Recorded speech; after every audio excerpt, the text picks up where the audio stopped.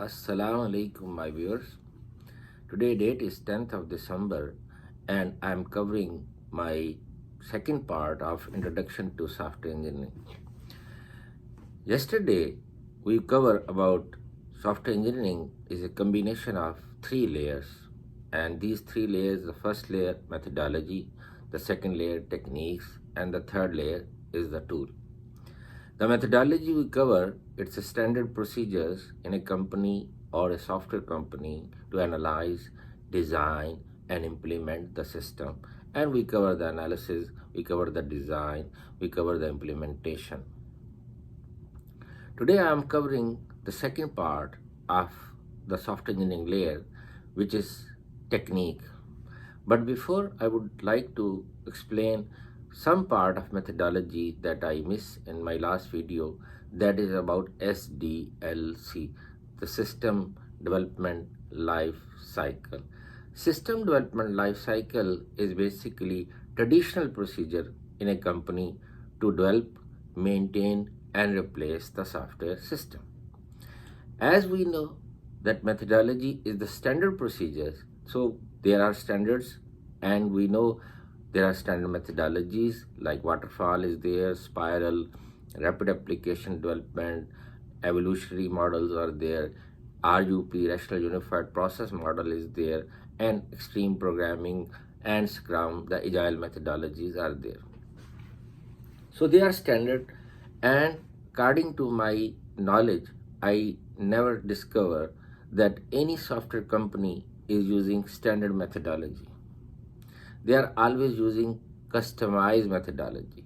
So SDLC is the traditional procedure or customized procedure in a company to develop, maintain, and replace the software system.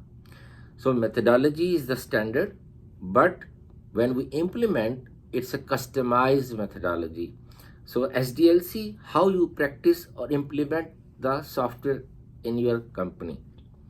So SDLC is System Development Life Cycle. We never call it Software Development Life Cycle. The reason, according to Hoffer, Jeffrey A. Hoffer, that system is basically information system is a combination of 5 components: hardware, software, data, people, and procedures.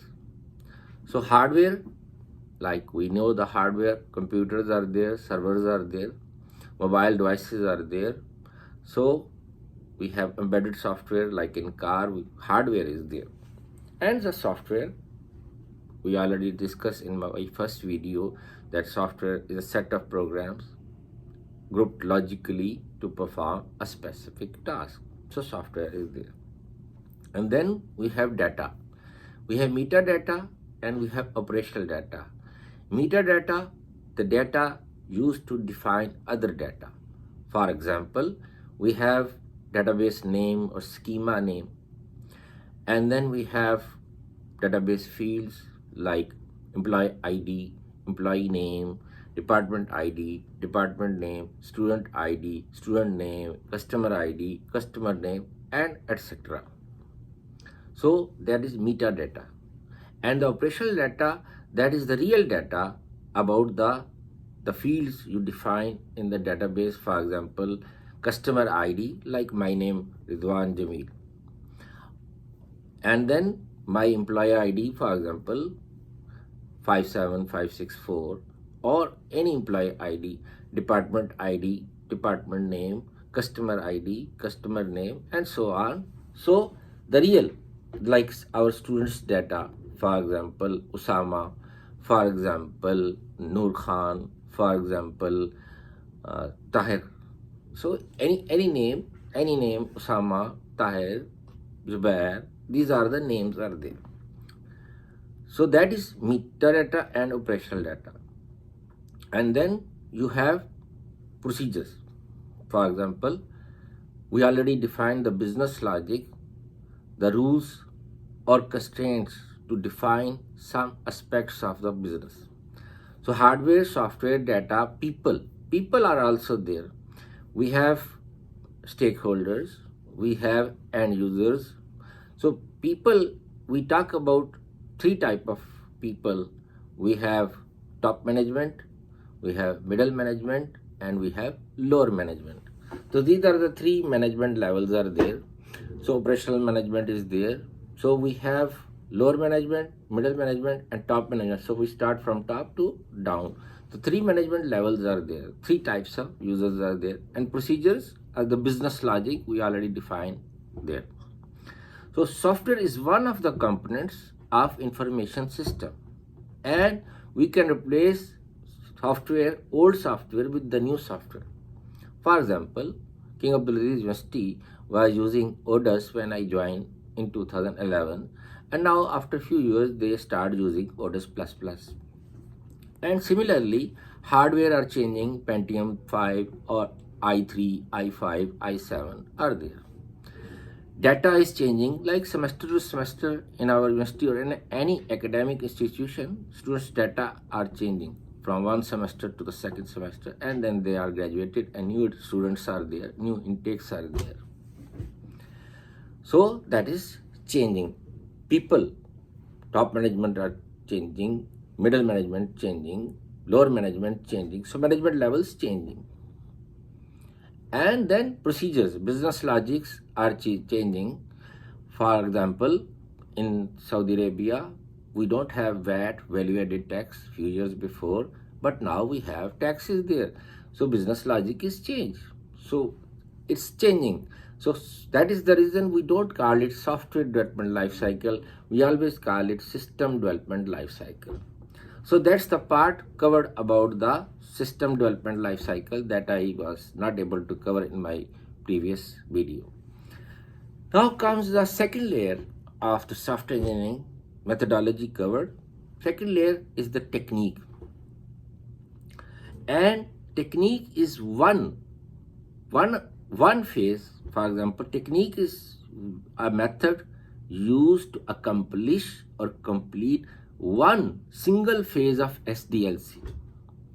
For example, we have planning phase in SDLC. Planning phase techniques are there. For example, cost estimation techniques, schedule estimation techniques, and then we move to analysis. I will cover later on detail about the technique, but just I am giving one or two examples to explain what is a technique. So cost estimation, we have function point technique. We have constructive cost model by Barry Boehm, constructive cost model 1, COCOMO 1, COCOMO 2 are there. And then schedule displaying Gantt chart is there. Then move to analysis phase. We have requirement gathering technique. So requirement engineering, we have requirement gathering technique. For example, we have interview, questionnaire, and so on. Then we move to design. We have designing technique like database design or schema design is there. I use word schema, so I would like to explain it. Schema is a logical grouping of database objects such as tables and fields. So that's the schema. Schema designing technique is there. And then we have interface designing techniques are there. We have algorithm designing techniques are there. So designing techniques are there. Then we have coding. In the coding implementation, coding techniques, we have structured programming or object-oriented programming is there. Then we have testing techniques are there. Testing is a process to remove or to identify bugs in any system. Testing is a process to identify errors or bugs in a system. I use word error. We have error, we have bugs, we have defects, we have faults. Several terminologies are used. So what is the difference between them?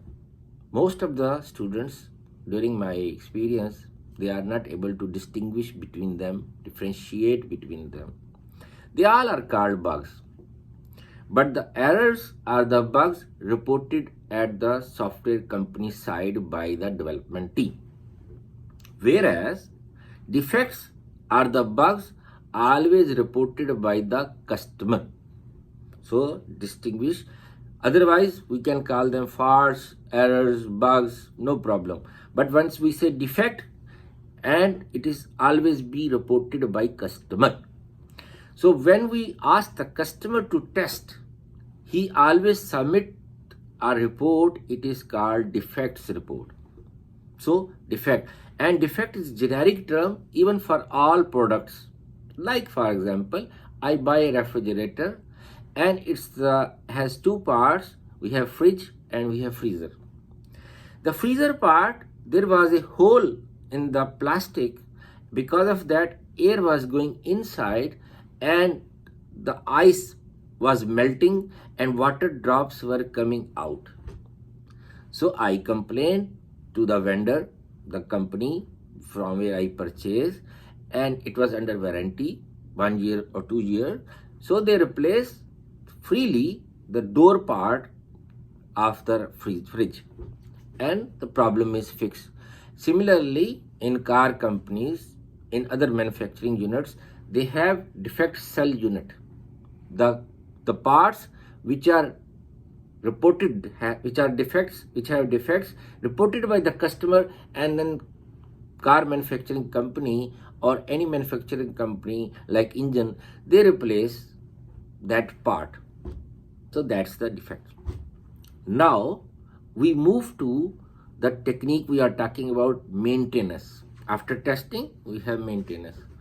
Maintenance is a process to fix the bugs.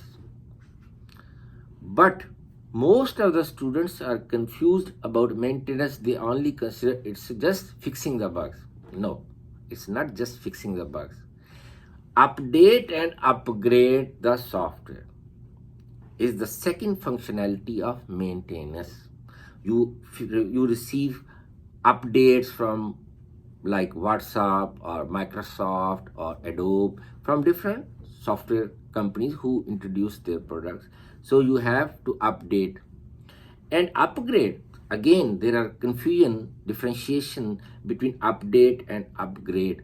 Upgrade, when you change the old system to the new system.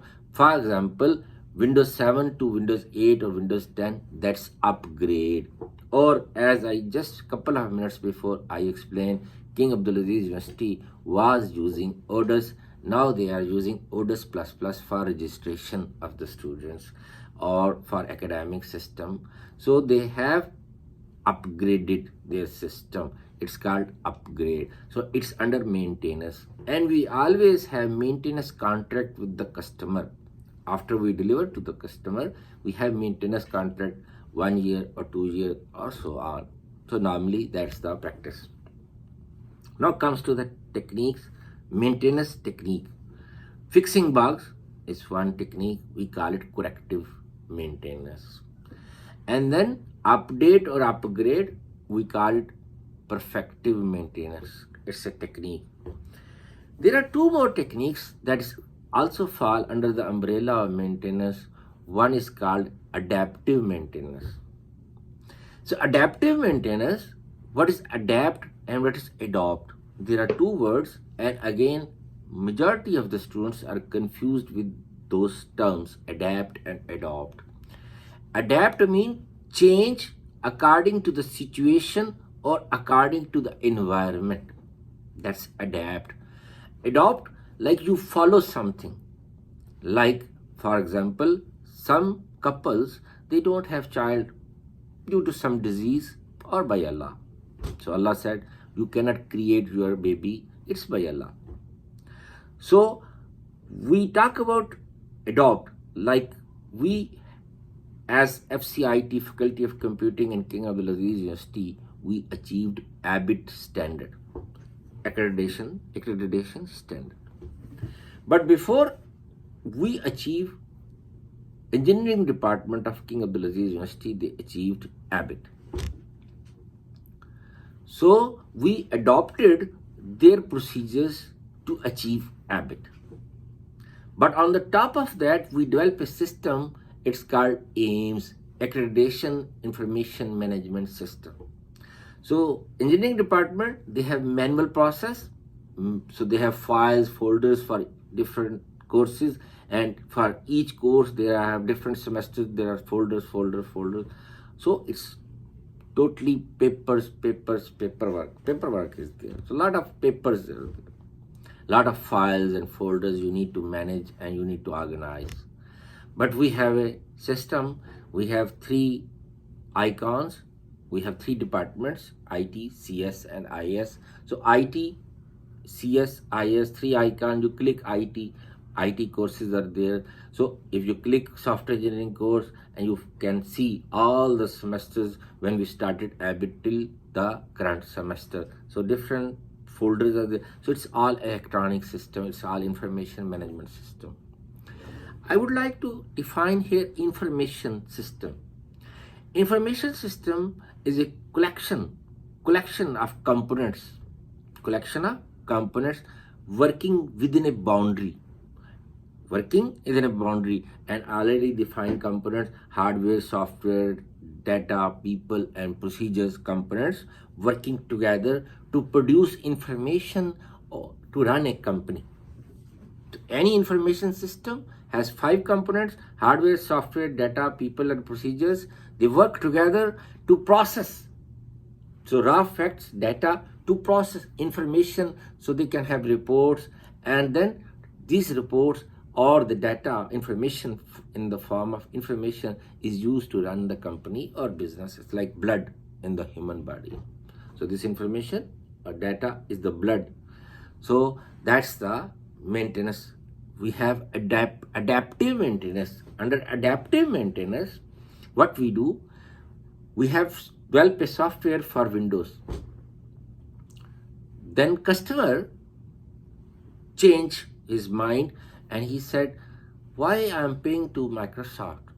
Change to Linux or Unix, which is free. So Linux or Unix, which is free. Now we have to perform as a software company adaptive maintenance. So it can adapt, it can run, it can work in that environment. Windows to Linux or Unix or Mac by Apple or Sun Solaris, any. It can be operating system. Customer can request us, if it is a web application, to change from one web server to another web server. For example, we have Microsoft Internet Information Server is there. And again, customer changed mind and asked why I pay to Microsoft, switch to Apache, which is free. So again, we need to perform adaptive. So our software can run on multiple platform, multiple environment. It's adaptive maintenance. And the fourth type under maintenance is preventive maintenance. So preventive maintenance, we perform maintenance to improve the quality of software. It's not corrective, it's not adaptive, it's not perfective. It's preventive. To improve the quality, for example, changing the old algorithm with the new algorithm, it's optimized algorithm. Or we are using if-else structure. So we switch to switch case or select case structure. Or for example, we use a loop and we reduce the lines. We can use one if and we can cut down. For example, there are 10 if statements. We can have 1 or 2 if statements and we can do the job. So in terms of optimizing the algorithm or improving the algorithm, it's called preventive maintenance. So old software like legacy system, for example, Kabul based system, for example, C based system, for example, Pascal, Fortran based system, like Pakistan Electricity Company, they are using Kabul based system that they developed in 1970s. So after the years, we already have done corrective, adaptive, perfective to update, upgrade. Then they need to perform preventive because it's after the 30 years or 25 years, 40 years, 45 years, 47 years, 48 years, it is slow down. Its efficiency slow down. It needs more maintenance. So we need to perform preventive maintenance to improve the quality of the software. One thing I did not mention, we perform adaptive maintenance and How we do that I did not mention. We use APIs. So API, a term is introduced, application programming interface. I need a separate video to explain that, but just I touch it here. That application programming interface. So it's a set of library to reuse previously developed components. So API has interface. It provides interface from one platform to another platform. So for Windows, we have different type of APIs. For Linux, Unix, Mac, Sun Solaris, Fedora, we have different APIs.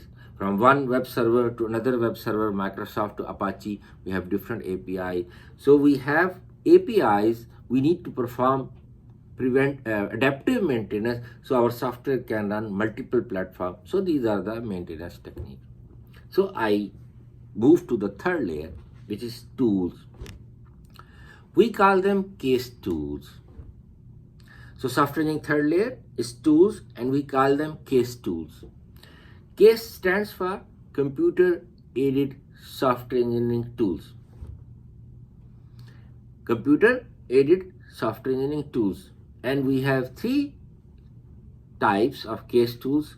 We have uppercase tools, we have lowercase tools, and we have cross lifecycle case tools.